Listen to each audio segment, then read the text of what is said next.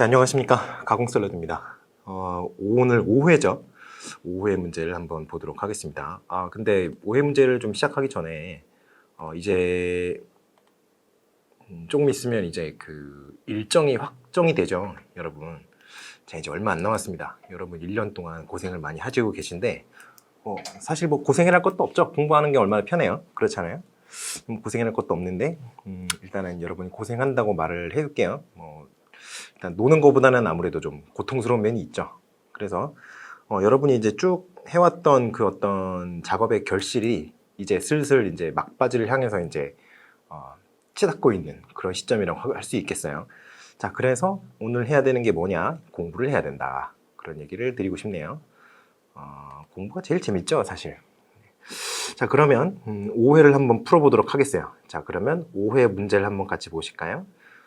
자, 5회 문제는 이제 교육행정이랑 교육과정, 그리고 교수학습이론, 이런 것들을 조금 제가 가지고 와봤어요. 그래서 A중학교에서는 어떤 학습자의 어떤 그 맞춘 그런 교육과정을 좀 만들기 위해서, 진행하기 위해서 기초학력 평가를 했다고 합니다. A중학교에서. 그런데 그 A중학교에서 실시한 기초학력 평가에 대한 결과에 대해서 A중학교에서 근무하시는 중학교 선생님들이 어떤 여러 가지 자기들의 생각을 이렇게 인터뷰를 했어요. 그래서 이 선생님들의 인터뷰를 참고로 해서 여러분이 기초학력 부진화 문제의 해결 방안을 주제로 서론, 본론, 결론을 갖춰서 이제 쓰셔야 되는 그런 문제가 되겠어요. 자, 그러면 5회니까요. 자, 첫 번째 문제. 수요 모형에 대해서 물어봤습니다. 자, 일단은 제가 문제를 뭐라고 했나요? A 교사의 보충학습 계획과 관련하여 하이니히, 몰렌다, 러셀이 제시한 모형의 개념, 그리고 그 모형이 어떤 단계가 있을 거 아니에요. 그 단계가 이제 2번에 나오는데 2번이 학습자 분석 단계죠. 그래서 그 학습자 분석 단계에서 필요한 어떤 분석의 종류가 있어요. 몇 가지가. 3가지를 쓰시면 되고요. 그리고 그러한 분석이 왜 필요한지 요거까지 한번 쓰라고 제가 말씀드려본 겁니다. 자, 그러면 1번에 멀티미디어에 제가 이제 밑줄을 쳐놨잖아요. 그렇죠. 그런데 수요 모형이 어떤 모형이다? 여기 보시면 교수 매체 선정 및 활용에 대한 대표적인 모형인데 효과적인 교수 매체 활용을 위해서 고안된 모형이다. 효과적인 교수 매체 활용. 이게 중요합니다. 교수 매체 활용. 그러니까 멀티미디어에 조금 더 신경을 쓰는 그런 모형이에요. 자, 그래서 이 수요 모형 같은 경우에 어떤 특징이 있냐면 선생님이 수업을 실제로 이제 계획을 할 거 아니에요. 내가 언제는 뭘 가르치고 언제는 무슨 개념을 얘기하고 아이들한테 어떤 반응을 이끌어내고 주의를 어떻게 집중시키고 뭐 이런 것들 여러 가지 있잖아요. 여러분들 이제 마이크로 티칭 같은 거 하실 때 그 소규모 수업 같은 거 해보실 때 많이들 하셨던 겁니다. 근데 그거를 이제 선생님들은 실제로 매일 하셔야 되죠. 그래서 그 실제 수업을 계획하고 진행하면서 그러한 어떤 계획들을 활용할 수 있도록 수업 상황을 고려한 그러한 설계를 전제하는 그런 모형이에요. 그래서 이런 것들을 쓰시면 뭐 대충 맞는다. 그렇기 때문에 이렇게 쓰셔야 이제 맞는 거죠. 자, 그래서 일단은 요 주의사항 요거 있죠. 요거를 좀 염두에 두셔야 됩니다. 왜냐하면 수업 시간에 어떤 매체를 사용하는 모습이 나왔다. 예를 들어서 이제 뭐 그 학습지, 그 종이에 프린트되어 있는 학습지 그런 거는 안 돼요. 그런 거 말고 뭐 비디오를 보여줬다거나 뭐 동영상을 보여줬다거나 아니면 인터넷을 뭐 사용을 했다거나 아니면 컴퓨터 이런 걸 사용을 했다거나 뭐 그 프레젠테이션 파일을 이제 빔 프로젝터 이런 걸 통해서 보여줬다거나 여러 가지 시청각 매체와 관련된 것들 있잖아요. 그런 매체를 사용하는 모습이 나왔다 싶으면 일단은 어쇼 모형이 아닌가 의심을 하셔야 됩니다. 왜냐면 이게 그 멀티미디어라든가 그 시청각 자료 있잖아요. 그런 시청각 자료를 활용하는데 가장 대표적인 모형이에요. 그래서 일단은 수업 시간에 뭔가 매체를 사용하는 모습이 나왔다. 그러면 수업 모형을 일단 염두에 두시는 거를 제가 추천을 드립니다. 아시겠죠? 근데 정황학습이라는 게 있잖아요. 정황학습, 상황학습. 그것도 요거랑 조금 연관성이 있을 수 있어요. 왜냐면 그것도 멀티미디어 이런 거를 좀 중요시 하거든요. 그런데 일단은 여기서는 정황학습은 아니고 제가 학자 이름도 드렸죠. 하이니, 몰렌다, 러셀 이렇게. 그렇기 때문에 여기서는 정황학습을 쓰시면 안 되고 여기서는 주요 모형을 쓰셔야 된다. 자, 그래서 1번 모형이 이제 어휘어 모형이라고 했는데 2번 단계가 뭐라 그랬어요? 각각의 학생이 어떤 부분에서 부족한지 면밀히 파악한 후. 근데 면밀히 파악한다는 거니까 결국에는 그냥 학습자 분석이잖아요. 여기 그냥 이건 완전히 다 답을 드렸죠. 여기 그냥 그대로 쓰면 되잖아요. 각각의 학생이 어떤 부분에서 부족한지 면밀히 파악. 그러면 학습자 분석이죠. 그렇죠?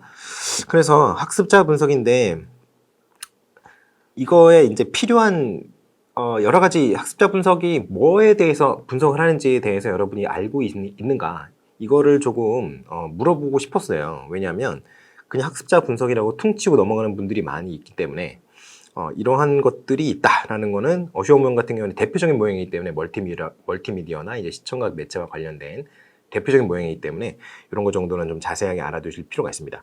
그래서 학습자 분석 단계가 이게 가장 먼저 시작하는 단계인데요. 어휘어 모형에서 학습자 분석을 할 때 이런 걸 분석을 합니다. 1번 학습자의 일반적인 특성을 분석을 합니다. 그리고 2번 출발점 행동을 분석하죠. 3번이 학습 양식을 분석합니다. 그래서 이 세 가지를 분석을 하는데 일반적 특성이라고 하면 어떤 특성이냐면요. 학습자가 몇 살인지, 몇 학년인지, 그리고 사회적인 지위가 어떤 지위를 가지고 있는지, 그리고 뭐 사회 경제적 요인. 이 사회적 지위라는 게 뭐냐면요. 그 아이는 그냥 학생이잖아요, 일단. 근데 여러분이 생각하셔야 되는 게 그 아이들만의 어떤 사회가 있습니다. 그 사회 내에서 그 아이가 예를 들어서 학교 폭력을 가할 수 있는 위치에 있는지, 아니면 학교 폭력의 피해자의 위치에 있는지, 아니면 그 방관하는 위치에 있는지, 뭐 여러 가지가 있을 수 있어요. 그리고 뭐 또래 사이에서 인기가 많은 어떤 리더의 역할을 하고 있는지, 이런 것들이 그 아이들의 사회적 지위입니다. 아이들이 사회생활을 안 한다고 생각하시면 안 돼요. 걔네들도 다 사회가 있죠. 여러분도 초등학교 1학년 때부터 고등학교 3학년 때까지 사회생활을 12년간 하셨습니다. 물론 그 사회가 성인이 이제 접하는 그런 사회는 아니지만 아무튼 제한적이나마 사회생활을 하셨죠. 그때 사회생활 잘한 애들이 밖에 나와서도 사회생활을 잘하죠. 그래서 요 사회적 지위는 그런 뜻에서의 사회적 지위다. 요거를 좀 이제 염두에 두셔야 됩니다. 그리고 사회 경제적 요인들. 요거는 우리가 SES라고 하죠. Social Economic Status. 이거는 가정의 어떤 경제적 배경이라든가 부모님의 어떤 사회적인 지위라든가 이런 것과 관련된 얘기입니다. 요거랑 요거가 같은 얘기가 아니에요. 요거가 같지 않다. 요거는 학생 사회 내에서의 위치, 요거는 가정의 어떤 사회적 경제적 배경 이렇게 생각을 하셔야 됩니다. 자, 그리고 출발점 행동을 분석을 합니다. 출발점 행동. 이게 왜 그러냐면요. 새로운 학습 이전에 학습자가 가지고 있는 학습 지식, 그리고 기술 및 태도, 이거를 분석을 한다고 해요. 근데 출발점 행동을 분석을 하는데 가장 중요한 게 바로 이거예요. 학습 지식. 이게 뭐냐면요. 우리가 선수 학습이라고 하죠. 선수 지식. 프리리퀴짓이라고 하잖아요. 안 되니? 근데 이게 어떤 우리가 이제 대학교 같은 경우는 무슨 개론 수업 그러면 무슨 101 뭐 이런 식으로 얘기하잖아요. 그리고 이제 그 개론 수업을 다 듣고 나면은 그거 이제 심화 버전 뭐 102 뭐 이런 거 듣잖아요. 그런 것들처럼 이렇게 예를 들어서 이제 뭐 선형대수학 뭐 기초 뭐 그다음 선형대수학 고급 막 이런 식으로 그런 거 듣잖아요. 그런 식으로 어떤 학습을 하기 위해서는 그 학습에 필요한 지식을 이미 갖고 있어야 되는 경우가 되게 많아요. 그러니까 여러분 제가 맨날 예를 드는 것 중에 하나가 이 곱하기랑 더하기인데요. 더하기를 알아야 요거를 알아야 곱하기를 알 수 있습니다. 더하기를 알아야 곱하기를 알 수 있어요. 그러니까 곱하기의 어떤 선수 지식은 더하기가 되는 거죠. 이게 똑같습니다.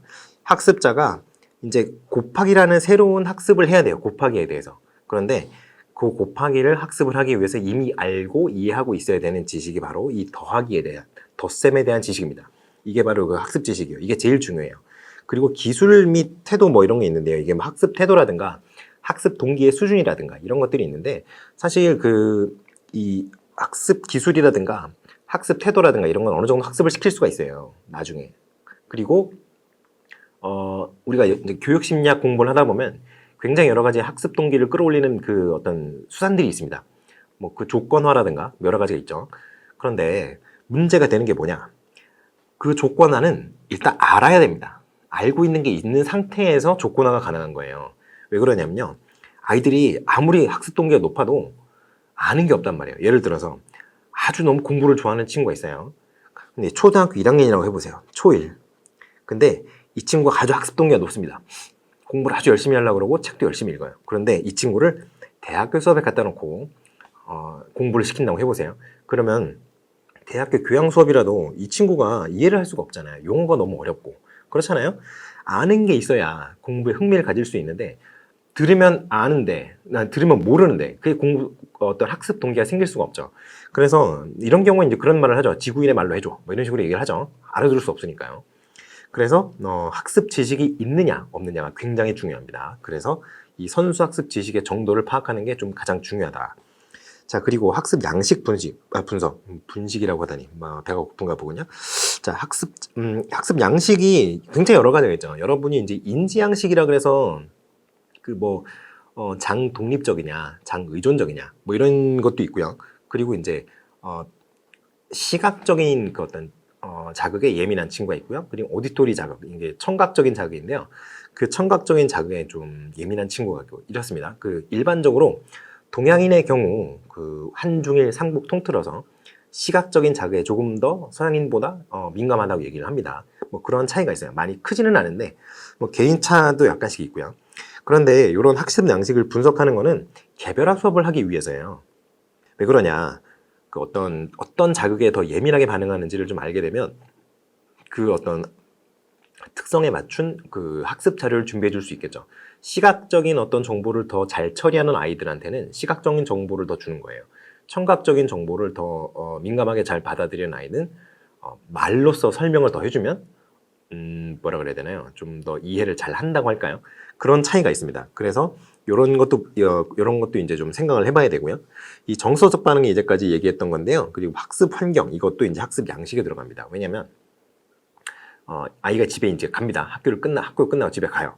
그런데 그 아이가 이제 집에 가는 곳까지 이제 게임방이 있고 노래방이 있고 뭐 만화방이 있고 뭐 당구장이 있고 당구장 얘기하면 지금 초등학생 얘기하다가 당구장 얘기하니까 이상한데요. 고등학생은 당구장 갈 수 있죠. 그 당구장이 나쁜 건 아닙니다만 당구에 한번 빠지면 헤어나오지 못한다고 얘기를 하죠. 그렇기 때문에 그런 여러 가지 유혹이 빠질 수 있는 그런 환경이 물리적인 환경들이 있다. 그러면 그거에 대한 어떤 고려가 좀 필요하다. 케어가 필요하다. 이런 측면에서 학습 양식 분석에서 이런 것들을 분석을 합니다. 그래서 요 세 가지가 학습자 분석에서 행해야 되는 어떤 세 가지 분석인데요. 자, 이 분석을 왜 하느냐, 이게 좀 핵심입니다. 잘 알고 계셔야 돼요. 이거 학습자 분석을 왜 하느냐, 왜? 바로 이것 때문이죠. 학습자의 특성에 따라서 교수 매체, 교수 방법, 학습 자료의 선정 기준이 달라집니다. 그냥 이 정도만 알고 계셔도 돼요. 뭐 자세하게까지 알 필요는 없습니다. 아시겠죠? 그래서 1번은 이렇게 어슈어모형 얘기를 했는데요. 어슈어모형은 이제 매체 활용에 대한 어떤 대표적인 교수 학습 모형이라고 얘기를 했고요. 그래서 제가 뭐라 그랬죠? 일단 멀티미디어나 뭐 시청각 매체 이런 거 활용하는 모습이 제시본에 나왔다. 그러면 그 교사가 어슈어모형을 지금 적용해서 수업을 하고 있는 게 아닌가. 일단 의심을 해야 된다라고 얘기를 했습니다. 그리고 그게 아니다라고 하면은 정황학습일 경우가 굉장히 높아요. 자, 그렇게 정리를 하고 넘어가 봅시다.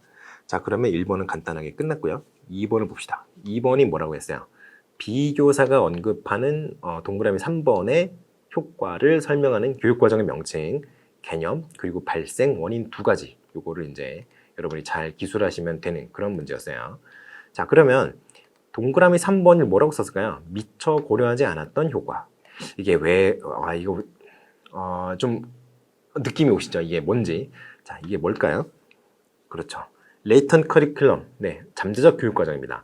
잠재적 교육과정이 여러분이 잠재적 교육과정이랑 좀 헷갈려 하시는 어떤 그 교육과정이 또 하나 있죠. 뭐예요? 영교육과정이죠. 영교육과정. 그래서 잠재적 교육과정이랑 영교육과정이랑 또 뭐 하나 있어요? 이게 어떤 분류에서의 어떤 기준에서 이걸 나누죠? 잠재적 교육과정과 영교육과정을? 공식성에 따른 분류죠. 그래서 공식적 교육과정이 있으면 이게 오피셜 커리큘럼이잖아요. 그러면 공식적 교육 과정이 있음으로 해서 반드시 발생할 수밖에 없는 교육 과정이 두 가지가 있는데 바로 잠재적 교육 과정과 영교육 과정이라는 거예요. 근데 이게 발생하는 원인이 조금 다릅니다. 잠재적 교육 과정과 영교육 과정이. 그래서 한번 오늘 그거를 좀 자세하게 짚고 넘어가 보도록 하겠어요. 자, 잠재적 교육과정의 개념은 공식적 교육과정이 진행되는 중에 우연히 부수적으로 나타난 교육적 효과를 말합니다. 자, 요게 일단 1번이고요. 그리고 2번이 있어요. 요거는 문서화하기 곤란한 교육 의도 또는 사회 지배층에 의해서 공식적 교육과정에 숨겨져 있거나 숨어 있는 교육과정. 이게 2번이 약간 문제가 됩니다. 2번이. 왜 그러냐면요. 1번 같은 경우에는 표현이 조금 굉장히 부드럽죠. 공격적이지 않습니다. 그런데 2번을 보세요. 사회 지배층에 의해 숨겨져 있거나 숨어 있는. 이게 어딘가 그 말의 뉘앙스가 굉장히 공격적이지 않습니까?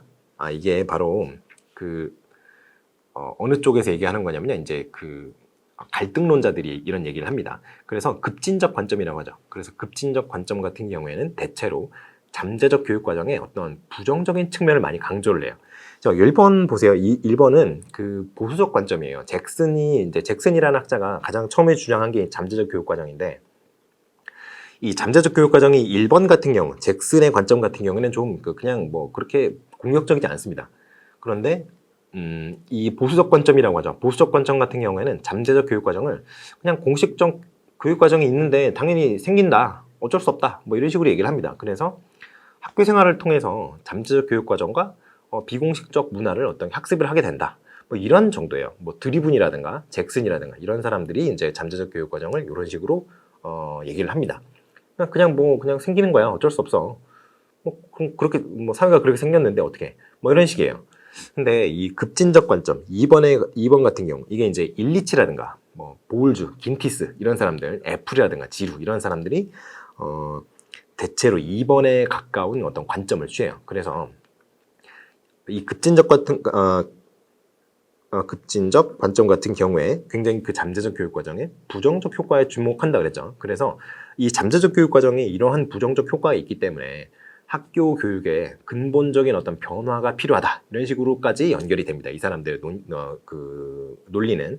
그래서 그 잠재적 교육 과정에 대해서 이제 대체로 이제 문서화하기 곤란한 교육 의도, 여기 문서화하기 곤란한 거죠. 왜냐하면 그 지배층이 갖고 있는 어떤 사악한 그런 음모, 뭐 그런 거 이제 숨어 있다, 이런 거예요. 좀 약간 너무 공격적이죠. 지배층이 다 나쁜 사람이 아니죠. 자, 그래서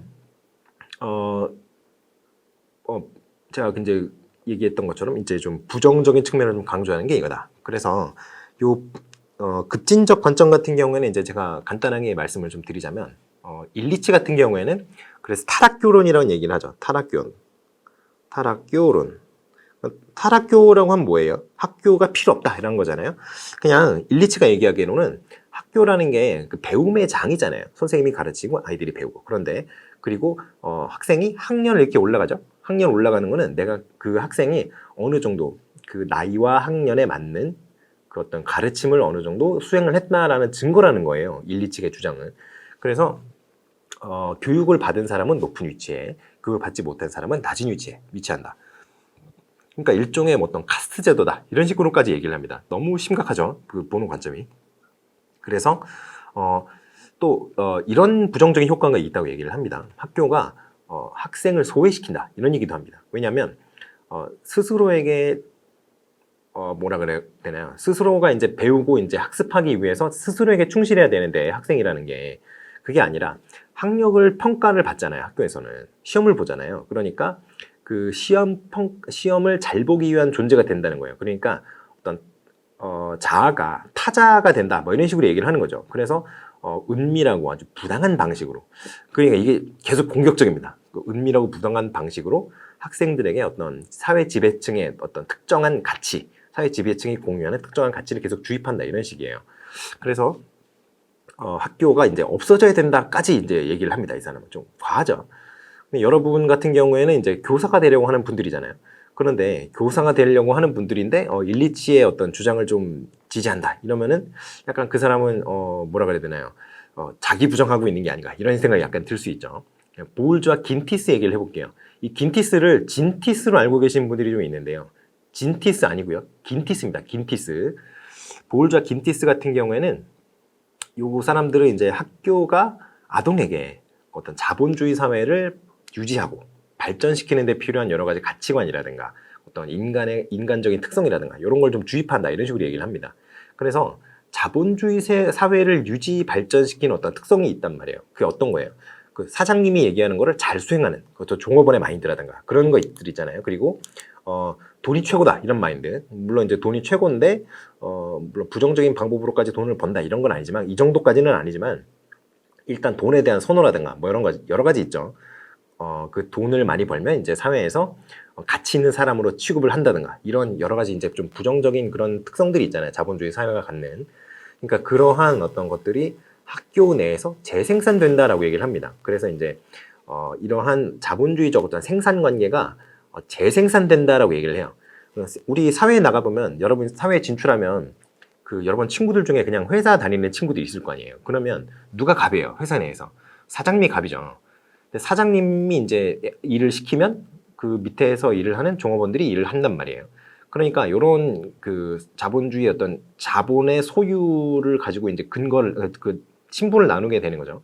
그래서 이러한 자본주의 사회가 갖고 있는 어떤 그 생산 수단을 가지고 있는 사람과 생산 수단을 갖지 못한 사람의 어떤 차이 그런 것들이 이제 학교 내에서도 재생산된다라고 얘기를 합니다. 그런데 그게 어떻게 포장이 되어서 재생산된다고 얘기를 하냐면요. 합리성이라는 이름으로 이제 재생산된다고 얘기를 합니다. 그래서 이런 사회적인 어떤 불평등 같은 게 있어요. 그런 것들을 재생산하고 정당화한다. 이런 식으로 얘기를 하죠. 근데 이것도 이제 약간 사회를 굉장히 별로 이렇게 긍정적이지 못한 식으로 이제 바라보는 그런 관점이라고 하겠어요. 애플도 유명하죠. 애플도. 이제 애플 같은 경우에는 지식 사회학의 관점에서 이런 얘기를 해요. 그 학교에서 수행하는 그 경제 구조가 학교가 이제 어떤 거냐면 이제 실제 우리가 우리 사회의 모습을 학교에서 그대로 이제 갖고 와서 아이들에게 주입한다 이런 거죠. 그 실제 사회의 어떤 축소판이니까 학교가. 그래서 이제 그거가 이제 보울즈와 김티스의 이제 견해인데 그거보다는 애플 같은 경우에 이제 이데올로기 쪽에 더 초점을 맞춰요. 그러니까 이데올로기를 재생산한다. 그러니까 이게 뭐예요?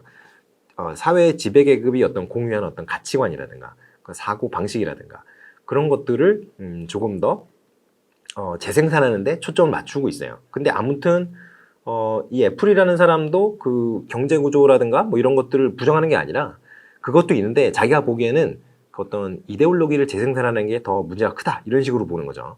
자, 그럼 지루가 있습니다. 지루 같은 경우에는 저항이론을 주장을 했었죠. 저항이론. 그러니까 저항이론이 뭐예요?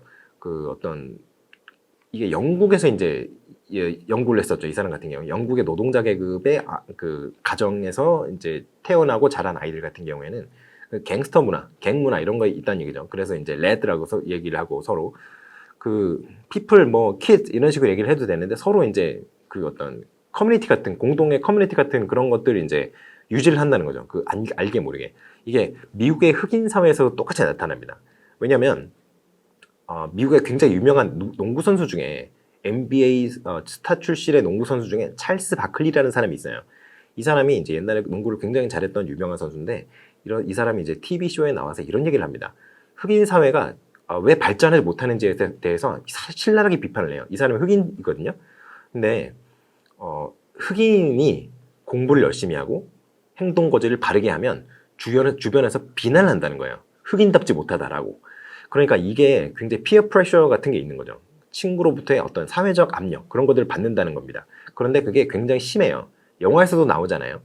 너 왜 그렇게 범생이 같이 구냐 이런 식으로 얘기를 한다는 거죠. 그런데 이게 영국에서 그 지루와 이제 저항 이론을 연구할 때 그 현상이 똑같이 일어나는 걸 보고를 합니다. 그래서 이제 말투도 거친 말투를 쓰고요. 그 정제되지 않은 뭐 그런 말투를 쓴다라고 보고를 하죠.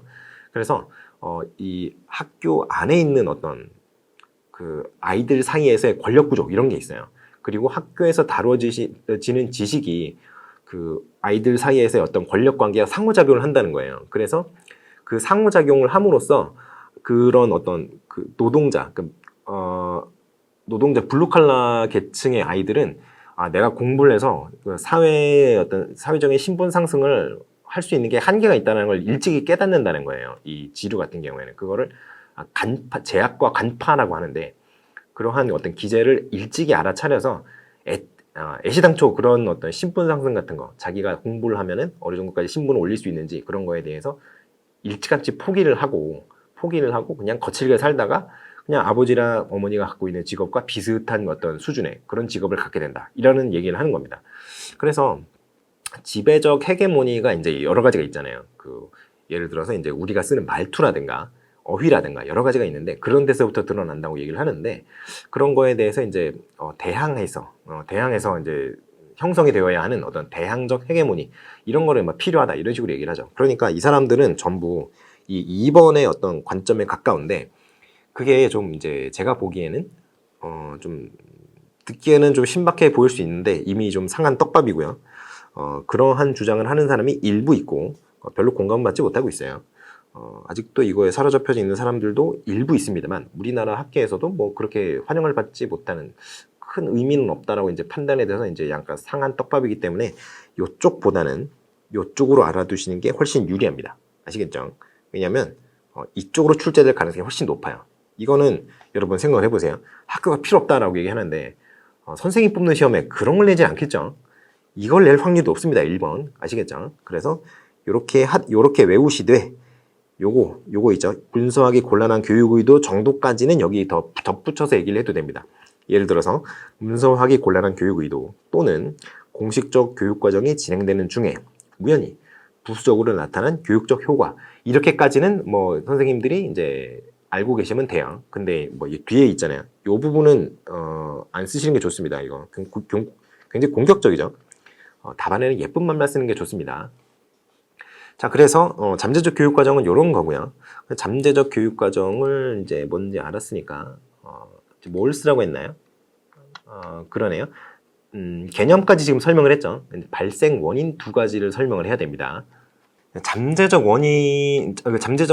교육 과정의 발생 원인이 굉장히 여러 가지 있어요. 왜냐하면 잠재적 교육 과정이 이제 잭슨이라는 학자가 주장한 이후에 굉장히 여러 학자들이 연구를 했습니다. 그래서 잠재적 교육 과정이 왜 발생하는지 그거에 대해서 이제 여러 가지 견해가 있어요. 뭐 그게 100% 맞다는 건 아닌데 발생 원인이 이런 게 있다. 납득이 됩니다. 들으면. 그래서 이제 일단은 여러분한테 이런 건 얘기를 했어요.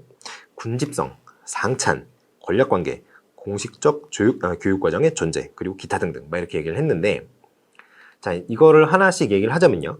군집성이라는 거가 뭐예요? 사회생활의 어떤 핵심적인 미덕이 인내라는 거예요. 이게 왜냐면 군집성이라는 거는 다른 사람과 어떤 일정한 공간 내에서 함께 어울려 있어야 된다는 거예요. 내가 갖고 있는 나만의 어떤 그 공간도 필요하지만 그건 어디까지나 제한적이죠. 이 지구 땅이 다 내 거일 수는 없잖아요. 그러니까 그 어떤 군집 생활에서 오는 그런 어떤 불편함이라든가 이런 거에 대해서 이제 인내를 할 수 있어야 된다는 거예요. 학교에서도 똑같습니다. 왜냐하면 우리가 사회에 진출하면 여러분 학원에 간다고 생각을 해보세요. 학원에서 그 닭장 같은 데 따닥따닥 붙어 앉아가지고 막 열심히 공부를 하고 강의를 듣고 필기를 하고 뭐 시험을 보고 이러잖아요. 얼마나 불편해요. 내가 집에서 하면. 집에서 하다가 뭐 좀 피곤하면 뒤에 가서 바로 잘 수도 있고. 그런데 우리 사회는 그렇지 않죠. 회사에 가도 똑같습니다. 책상이 따닥따닥 붙어 있죠. 그리고 상급자가 감시도 해요. 얼마나 불편해요. 그러나 사회는 그렇게 생겼습니다. 그러니까 그런 인내가 필요하다 이런 거죠. 그래서 자신에게 주어진 일을 좀 최선을 다해야 된다. 뭐 이런 걸로 이제 이어지는 뭐 그런 게 있습니다. 자, 그리고 상찬, 평가라고 하는데요. 상찬이라는 단어를 헌터헌터라는 만화에서 처음 본 사람들이 꽤 많았을 거라고 생각을 합니다. 그 키메라인트 때 나온 그런 단어죠. 상찬이라는 게 있습니다. 이 상찬이 일종의 평가인데요. 칭찬이에요. 칭찬. 그래서 타인에 대한 평가를 사람들이 관찰하거나 또 타인을 평가하는 방법을 배워야 된다는 거죠. 이게 칭찬인데요. 그 상찬 자체는 칭찬인데 이게 칭찬이 뭐예요? 잘했다는 평가가 있어야 칭찬할 수 있을 거 아니에요. 못했다고 평가를 하면 어떻게 해요? 우리가 비난을 하거나 비판을 하죠. 사실 비판까지는 괜찮은데 비난을 하면 안 됩니다. 뭐 어지간해서는 뭐 사람을 뭐 때렸다거나 이런 뭐 반사회적인 행위를 했을 때는 뭐 비난을 해도 뭐 괜찮은데 그래도 이제 여러분이 인터넷에 그런 글을 함부로 쓰시면 또 고소 고발을 당할 수 있기 때문에 그런 걸 안 하시는 게 좋죠. SNS는 시간 낭비죠. 자, 그래서 자신의 감정이나 타인의 어떤 감정 이런 것들을 서로 이제 이 평가라는 과정이 진행이 되는 동안에 자신의 감정이나 타인의 감정이 서로 부딪혀요. 왜냐하면 네가 먼저 나를 평가해. 이거부터 시작을 해서요. 감사하다고 뭐 어떤 생각하는 그런 감정이라든가 이런 것들도 있고, 그리고 강점과 약점이 또 드러납니다. 이 과정에서. 그러니까 이게 어떤 감정적인 요인이나 어떤 개인이 갖고 있는 어떤 여러 가지 요인들이 있잖아요. 그런 거가 타인에게 노출되는 과정이 있을 수밖에 없어요. 그러니까 내가 다른 사람의 어떤 강점과 약점만 알고 있으면 괜찮은데, 내가 다른 사람의 강점과 약점을 아는 거랑 별개로 똑같이 다른 사람도 내 강점과 약점을 알 수 있잖아요. 이게 드러나는 게 사실 어떻게 보면 치부가 드러나는 것 같은 그런 어떤 다른 사람들 앞에서 이제 막 발가벗겨지는 것 같은 그런 부끄러움이 있을 수 있거든요. 우리가 이불킥 하는 장면이 있다 그러잖아요. 이불킥 하는 거. 그런데 그게 나만 알고 있으면 그냥 이불킥으로 끝나는데, 다른 사람도 알고 있는 경우가 있죠.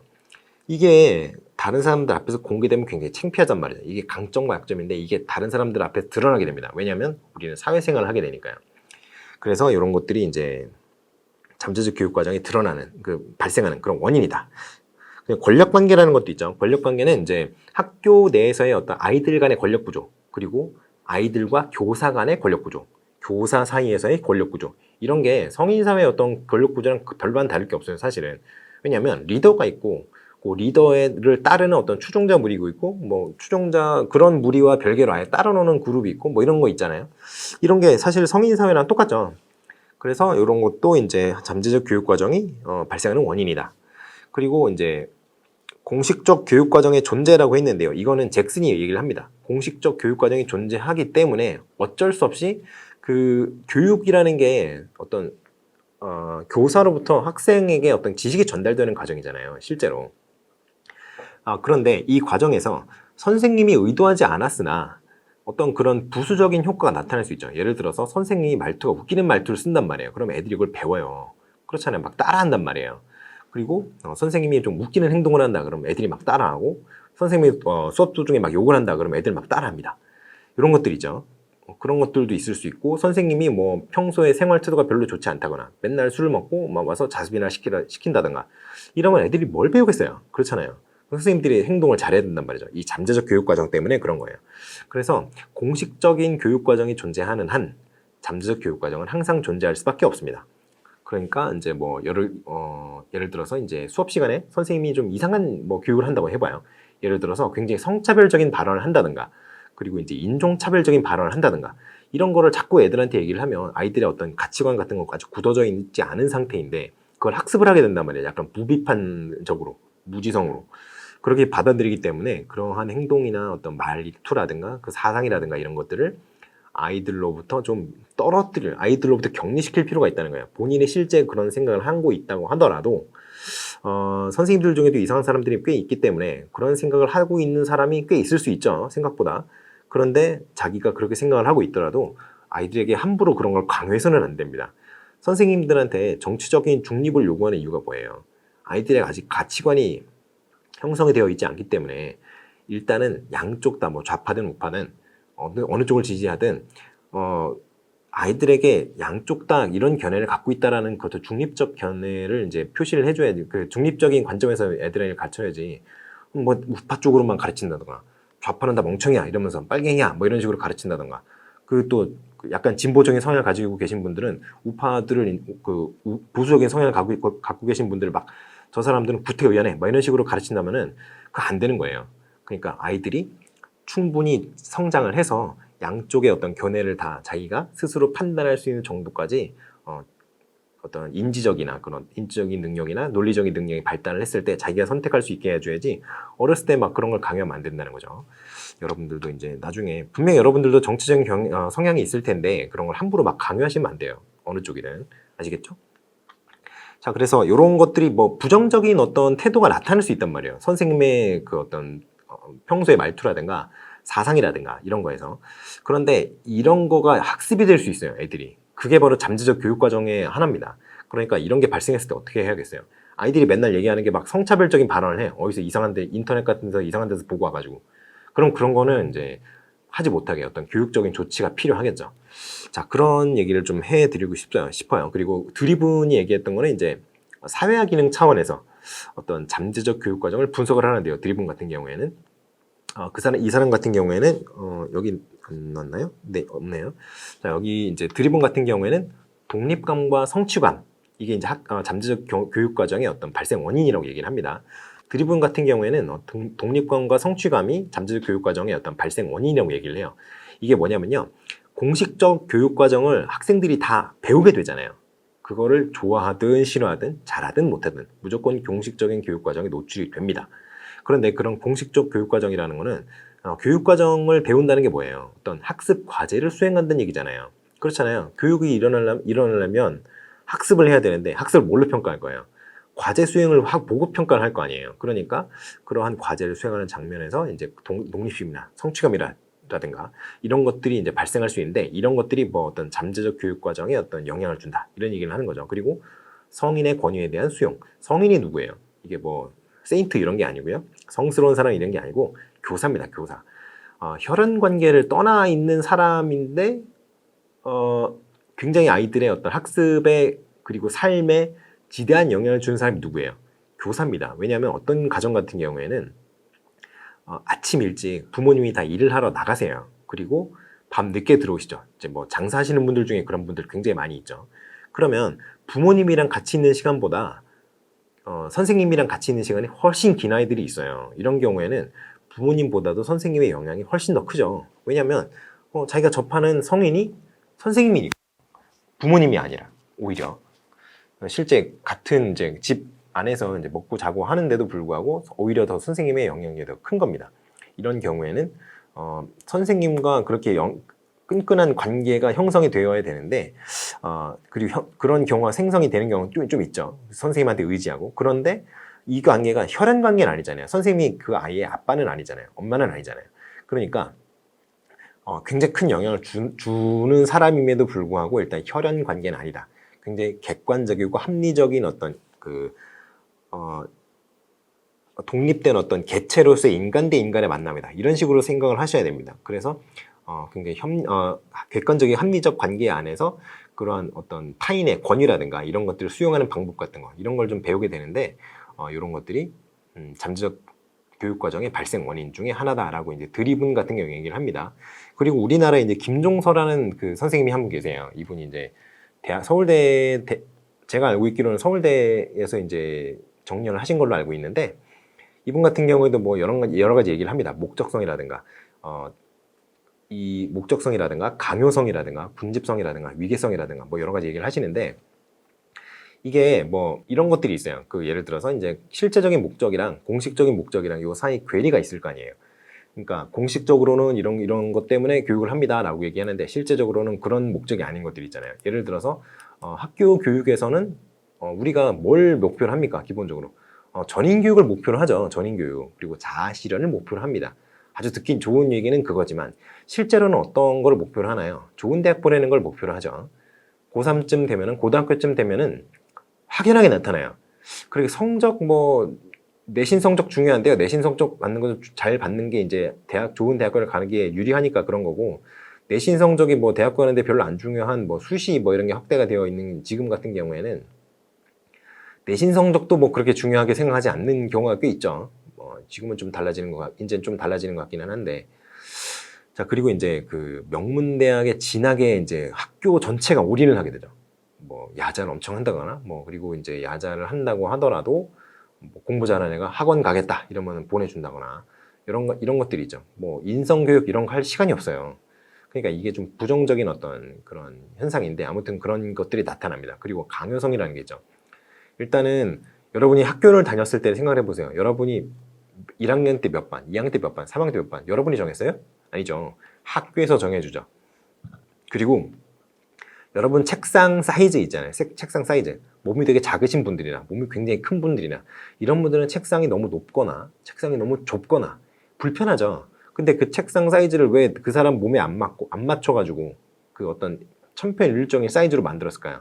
그게 그 사람들이 원해서 그랬나요? 아니죠. 다른 사람이 정한 거죠. 그러니까 시설이라든가 학년 제도라든가 어떤 교육 과정이라든가 뭐 학교 내부의 어떤 조직이라든가 이런 것들이 학생에게 강요되는 거예요. 어떻게 보면. 그러니까 타인이 결정한 거를 내가 받아들여야 되는 거죠. 뭐 그런 것들의 그러한 어떤 시스템, 학교 내부의 어떤 시스템이라든가 그 시설이라든가 이런 것들을 본인이 받아들이면서 그런 것들에서 이제 잠재적 교육 과정을 이제 습득하게 된다는 거예요. 쉽게 말해서 그냥 정해져 있는 대로 그냥 네가 틀에 맞춰서 좀 해, 네가 알아서 적응해라 이런 거죠. 그리고 군집성 같은 경우도 뭐 그냥 아까 잭슨이 얘기했던 군집성이 비슷합니다. 그리고 위계성이라는 게 있어요. 위계성이 뭐냐면 선생님이나 학생 그 사이에 어떤 위계가 있잖아요. 선생님 말을 잘 안 듣는 아이들이라고 하더라도 일단 선생님이 뭐라고 하면은 일단은 굽히고 들어가요. 왜냐면 선생님이니까요. 그게 어떤 위계라는 거예요. 그리고 학생과 학생 사이에서도 위계 질서가 있죠. 뭐 싸움을 잘하네, 공부를 잘하네, 뭐 재밌는 애, 춤을 잘 추네, 노래를 잘하네. 이렇게 튀는 아이들은 약간 그 아이들이 뭐라고 해야 되나 잘 안 건드는 그런 게 있죠.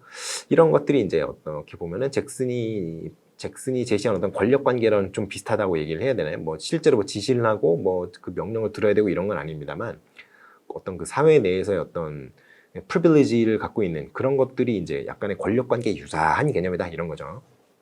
그리고 그런 거 말고도 그리고 뭐 여러 가지 시설이라든가 뭐 행정 조직이라든가 그리고 뭐 선생님의 언행이라든가 그리고 뭐 학교를 구성하고 있는 그 선생님들 그리고 뭐 행정직 직원들 그리고 이제 거기서 일하시는 영선반 이런 데서 일하시는 분들 뭐 이런 분들 여러 부류의 사람들이 학교 내에 있잖아요. 그러한 성인들의 어떤 존재라든가 이런 것들이 다 잠재적 교육 과정에 영향을 줍니다. 그러니까 요것들을 이제 여러분이 이런 것들이 있다. 그래서 요거 5개만 있는 건 아닌데 뭐 아무튼 그런 여러 가지가 있으니까요. 여러분이 그 제시문에 나와 있는 거를 분석을 해서 쓰셔야 되는 경우가 있고 지금처럼 그냥 종류만 쓰셔도 되는 경우가 있는데 아무튼 요런 것들을 이제 제시문에 나온 대로 분석해서 써야 된다면 그게 뭔지 잘 보고 그냥 골라서 쓰셔야겠죠. 그래서 대충은 중요한 거 몇 개는 알아두시는 게 좋습니다. 요거는 제가 따로 프린트를 드리니까 그걸 보고 공부하시면 되겠어요. 자, 그러면 잠재적 교육 과정이 이렇게 발생 원인이 이렇게 되는데 어떤 식으로 나타나나요? 라고 물어볼 수 있어요. 이걸 현출 형태라고 합니다. 현출 형태. 현출이라고 해요. 현출. 좀 어려운 단어인데 이게 나타나는 형태라는 뜻입니다. 나타나는 형태. 그래서 이게 어떻게 나타나냐면요. 일단은 아이들이 학교에서 쓱 봐요. 통밥을 재는 거죠. 내가 뭘 하면 선생님한테 칭찬을 받는지, 뭘 하면 혼이 나는지 애들이 다 알고 있습니다. 관찰학습이죠, 일종의. 그래서 학교나 학습에서의 어떤 성공 요령, 학습에서의 성공 요령이라든가 이런 것들, 다른 애들한테 인기가 있으려면 어떻게 해야 된다 이런 거 다 보죠. 그리고 이제 인기가 있으려면 어떻게 해야 되느냐, 재밌으면 된다 뭐 이런 것들도 있는데 그 중에 꼭 이제 1절, 2절, 3절까지 막 하는 애들이 있죠. 재미없게. 그런 애들이 이제 성공을 하려다가 실패하는 그런 애들인데 뭐 그런 애들도 있고요. 그리고 선생님의 칭찬이라든가 그리고 선생님이 하는 행동 같은 경우가 아이들에게 모델링이 됩니다. 이게 미묘하게 의도된 묵시적 메시지라고 얘기를 해요. 그래서 이제 이런 형태로도 잠재적 교육 과정이 나타나고요. 그리고 학교에서 스탠다드로 삼는 게 뭐예요? 이게 상류층이라고 하고요. 이게 하류층이라고 합시다. 그리고 여기 중류층, 중산층이라고 얘기를 할 수 있는데요. 상, 중, 하 이렇게 나눴을 때 학교가 목표하는 건 이쪽이에요. 왜냐하면 중산층이라는 거는 어느 정도의 고등교육을 받았고요. 사회 내에서 안정적인 지위를 갖고 있는 어떤 사람들이 위치한 곳이 바로 중산층이에요. 그래서 보통 보면은 사회가 이렇게 돼 있다고 얘기를 하죠. 여러분 사회 시간을 기억해 보십시오. 그래서 이렇게 중산층이 많은 어떤 그 사회는 굉장히 건강한 사회다. 왜냐하면 사회를 유지하는 어떤 중간의 어떤 지지대 이게 굉장히 튼튼한 사회라는 거죠. 이런 사회 안 좋다고 얘기 들었죠. 이게 하류층 많고 중산층 별로 없고 상류층 이렇고 이런 사회보다는 이런 사회가 훨씬 더 이제 탄탄하다 이런 식으로 얘기를 하잖아요. 그렇기 때문에 이 중산층을 모델로 삼아서 학교에서의 어떤 그 학교에서 사용되는 어떤 언어라든가 단어라든가 말투라든가 이런 것들이 중산층이 타겟이 됩니다. 왜냐하면 중산층만 하면 중간은 가는 거기 때문에 어디 가서 무식하다라는 얘기는 안 듣거든요. 그리고 못났다라는 얘기는 안 듣고요. 너는 인간 말종이다 얘기를 안 듣습니다. 그렇기 때문에 중산층만 정도만 되면 일단 어디 가서도 뭐가 나지 않아요. 학교 교육은 그거를 목표로 할 수밖에 없습니다. 완전 학습이 뭐예요? 완전 학습이 바로 이런 거예요. 중산층을 목표로 한다 정도가 이제 완전 학습이라는 거죠. 자, 그래서 이제 중산층의 가치관과 뭐 생활 양식이라든가 이런 것들이 이제 학교에서의 어떤 타겟이 됩니다. 그런데 그런 것들을 타겟으로 하다 보니 중산층의 생활 양식이라든가 가치관이라든가 이런 게 잠재적 교육 과정으로 나타나게 되는 거죠. 자, 그래서 이제 잠재적 교육 과정을 이제 고려해서 교육 과정을 개발을 해야 되는데 이게 이거는 이제 그냥 프린트로 보시는 게 좋을 것 같아요. 잠재적 교육 과정을 고려한 교육 과정 개발 같은 경우에는. 왜냐면 크게 뭐 중요하지 않습니다. 이거는 그냥 좋은 얘기 쓰면 돼요. 왜냐면 잠재적 교육 과정이 부정적 효과를 나타낼 때 그 부정적 효과를 없애기 위해서 노력을 해야 된다. 이게 그냥 주거든요. 그 주된 내용이에요. 그렇기 때문에 의도하지 않은 교육적 효과가 나타날 수 있기 때문에 그러한 효과가 나타나는지 교사 항상 주의해야 된다. 이게 거의 끝입니다. 그렇기 때문에 이거는 그냥 여러분들이 뭐 따로 보시는 게 좋을 것 같아요. 자, 그래서 잠재적 교육 과정이 굉장히 뭐 의의가 많아요. 의의도 많고 뭐 한계도 많은데 일단은 교육 과정이라는 게 공식적 교육 과정이라는 거에만 사람들이 집중을 하고 있었는데 잠재적 교육 과정이라는 게 개념이 제시가 되면서 교육 과정의 개념이 외연이 확정이 됩니다. 이게 공식이었으면 이게 공식이었으면 잠재적 교육 과정은 요 바깥에 있는 바깥꼬리에 있는 거고요. 이게 포함 관계가 아니에요. 포함 관계가 아니라 그냥 바깥꼬리에 있는 거고. 그리고 영교육 과정이라는 게 또 이렇게 있어요. 잠재적 교육 과정과 영교육 과정은 약간 겹치는 부분이 없지 않아 있습니다. 근데 많지는 않고요. 아무튼 뭐 그렇습니다. 그래서 이 교육 과정의 어떤 개념을 확장할 수 있는 계기가 되었다. 그리고 평가의 개념도 확장이 되었죠. 이게 잠재적 교육 과정의 평가, 요거는 무조건 탈목표 평가 모형으로 생각하시면 되겠어요. 왜냐면 이게 부수적인 어떤 교육적 효과까지도 평가할 수 있는 그러한 평가가 유일하게 지금 우리 교육학 그 개론에서는 탈목표 평가 요걸 얘기를 합니다. 그래서 기존에 고정되어 있던 그 어떤 평가 목표만 평가하는 거는 의미가 없다, 교육적으로. 그렇기 때문에 그 고정되어 있는 목표에서 벗어나야 된다라 그래서 탈목표예요. 목표가 없다는 게 아닙니다. 아시겠죠? 그래서 탈목표 평가랑 이게 이제 잠재적 교육 과정이 연관이 됩니다. 그거는 좀 여러분이 주의를 하셔야겠어요. 자, 그리고 학교 교육의 어떤 효과성이라든가 효율성이라든가 이런 것도 좀 제고할 수 있는 그런 계기가 됐죠. 왜냐하면 잠재적 교육 과정이라는 게 굉장히 아이들에게 어떤 영향을 많이 주기 때문에 공식적 교육 과정도 활용하고 잠재적 교육 과정도 뭐 좀 필요한 게 있으면 뭐 공식적 교육 과정으로 편입시킬 수도 있고요. 뭐 영교육 과정은 똑같습니다만 그러한 어떤 것들이 있죠. 자, 그러면 이제 잠재적 교육 과정 얘기는 여기까지 하고 그러면 영교육 과정을 한번 추가로 한번 얘기를 해볼까요? 영교육 과정 같은 경우에는 이 누리잖아요. 영교육 과정. 근데 영교육 과정은 뭐예요? 영교육 과정. 영교육 과정 같은 경우에는 이 아이즈너가 제시를 했죠. 우리 잘 알고 있는 아이즈너가 제시를 했습니다. 그래서 교육적 상상력이라는 그 책에서 실제로는 유용함에도 불구하고 가르치면 좋아요. 이거는 가르치면 좋단 말이에요. 그런데 학교에서 안 가르치는 것들이죠. 이것들을 영교육과정이라고 아이즈너가 얘기를 합니다. 근데 왜 안 가르칠까요? 가르치면 좋은데. 이게 왜 그러냐면 학교 교육이 12년이라는 어떤 시간적 한계가 있잖아요. 시간적 한계가 있기 때문에 그 어떤 시간적 한계에 대해서 아이들이 좀 잘 흡수할 수 있는 내용만 고르고 추리고 하다 보니까 선택과 집중 문제 때문에 선택과 집중 이 문제 때문에 유익하나 가르치면 좋으나 좀 현실적으로 좀 제약이 있는 것들이 있잖아요. 너무 어려운 개념 같은 거 그리고 좀 알아두면 좋으나 그냥 알쓸신잡 같이 별로 그렇게 중요하지는 않은 그냥 알아두면 뭐 상식적으로 그냥 재밌는 이런 것들은 좀 아무래도 빼는 거죠. 예를 들어 뭐 그러다 보니까 이제 가르치는 거 요거는 가르치고 이게 쭉 있으면 쭉 있는데 요거는 가르치고 요거는 빼고 요것도 가르치고 요건 빼고 뭐 이런 식이 되는 거죠. 그래서 이 빠진 것들 있죠. 이게 바로 영교육과정이라는 거예요.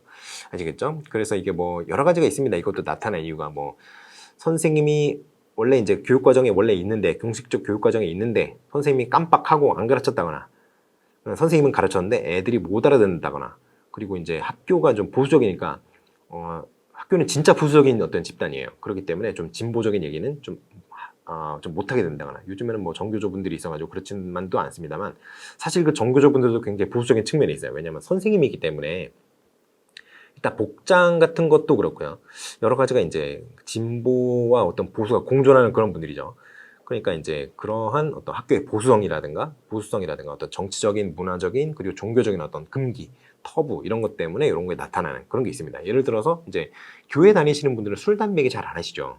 술, 담배를 멀리 하시니까 그러한 어떤 종교적인 터부 이런 것들이 있는 거죠. 그리고 이제 절 다니시는 분들이 이제 고기 별로 안 좋아하시는 거 뭐 그런 거랑 비슷한 거죠. 자, 그런 것들인데 이제 영교육 과정은 그런 측면에서 다르다. 그러니까 공식성에 따라서 교육 과정을 분류를 한다면 어떻게 된다고요? 공식적 교육 과정이 하나 있고, 그리고 잠재적 교육 과정이 하나 있고, 영교육 과정이 하나 있다. 이런 식으로 세 개가 있다라고 얘기를 하시면 생각을 하시면 되겠어요. 자, 그래서 잠재적 교육 과정의 어떤 설명까지 끝내봤습니다. 잠깐 쉬고 와서 3번부터 다시 보도록 하시죠.